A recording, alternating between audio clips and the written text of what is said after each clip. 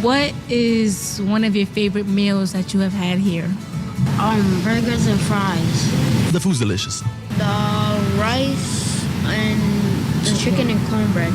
As it The food is should. wonderful. You see it made in the kitchen. They have sandwiches, soups, waffles.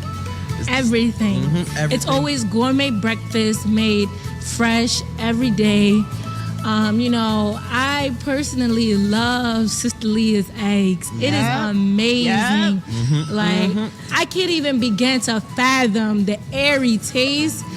Literally, guys, a couple days ago, I was by the kitchen and I was just, the eggs was just really good. It was really good. Really good. Agree with that statement. Really good. What do you think about Pastor Mann and how do you like him? I feel like Pastor is a very great man. He's honest, he's giving, and he likes to help the younger ones become future leaders. Yes. I feel like that's a great trait because people nowadays, they don't really care about others. They care about themselves. They have the trait to care for somebody else, to listen to their problems and help them grow as another person.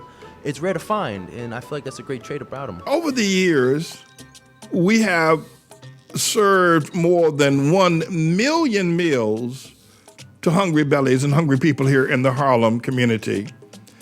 And I wanted you to be able to see that. I want you to see our involvement with youth, our summer youth programs, our courtyard being used as a place where children can be safe, guarded, and protected as they have their miniature swimming pools, and a safe place for children to eat that is guarded, that is protected by our own sense of security, and the wholesome and fresh meals that we serve. We wanted you to be able to see the mission of this church. And we've been doing this for years. Just recently, one of our members, more than a 30-year member of this church, but it hasn't, not one that, that you would probably find as members of some other churches with their nose stuck up in the air. But her father is now close to death or very sick in the state of South Carolina. And I said to her, because she doesn't have money, I said, we will buy you a bus ticket, a round trip bus or train ticket for you to travel to South Carolina to be with your father in this time of pandemic. There's very little funding around. There's sickness everywhere. And the thing that just blew me away was she said as she was talking to Elizabeth, she said, but how are you going to do that? To pay for me a round trip ticket to travel and give me expense money? And because Pastor Manning has to feed the children, he has to educate the children, he has to buy school supplies for them, he has to pick them up in the mornings and take them back, and then he's got the ministry he has to take care of, all the bills of running the church, of keeping a major house like our house operational, keep the lights on, how are you going to be able to do that? And she was almost reluctant to take the money because she felt that it would be better served by feeding the children. We gave it to her anyway. But we want you to know that we do a work in this community. There have been a lot of lies told on us. And it's almost unimaginable why some of the people that have lied on us. But I can tell you behind all of it is the LGBTQ community. They don't want us to be successful, but we are, and we're going to continue to be successful in serving the meals that we're serving and serving the people that we are. And the LGBTQ community will not take us down. They are not going to take our church. Yet they've defamed us. They've written ugly newspaper articles about us. They've marched against us. They've done a whole lot of ugly things. But you see what we have done, and that's not even the half of our service to children and to the needy in terms of our homeless shelters and the things that we've done over the years. And we will continue. And probably the lies and the smears and the ugly newspaper articles and the wicked spirits and the so-called I ain't for the black man, that is not going to go away. I don't expect it to go away. I don't. But I do tell you this, that we will succeed. against all of that, for God is with us, and I am his servant.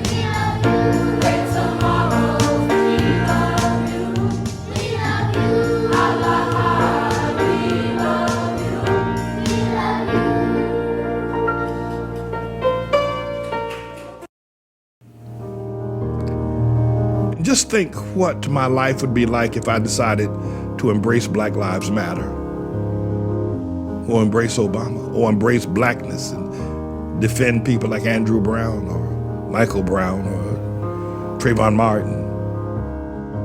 Or if I embraced LGBTQ and said, man, and myself perform marriages.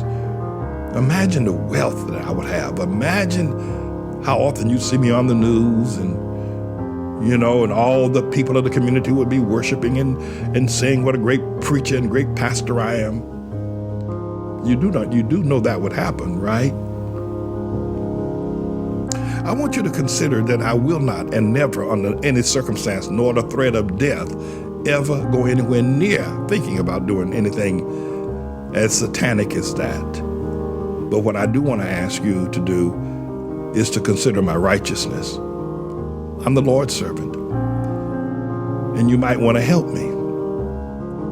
You might want to say, well, listen, especially if you're at retirement age and your life is settled and your income's, you're pretty much settled for the rest of your days, but you have excess, so you have what you can give, and you can make this ministry. You can further this word to reach the 50,000 righteous men through your giving. Maybe you have stocks, or you have bonds, or you have properties, houses, or land, or jewelry that you could just give to the ministry, cars, automobiles, paintings. I'm just going to give them to that ministry. If Jesus is coming back to Harlem, to 123rd Street,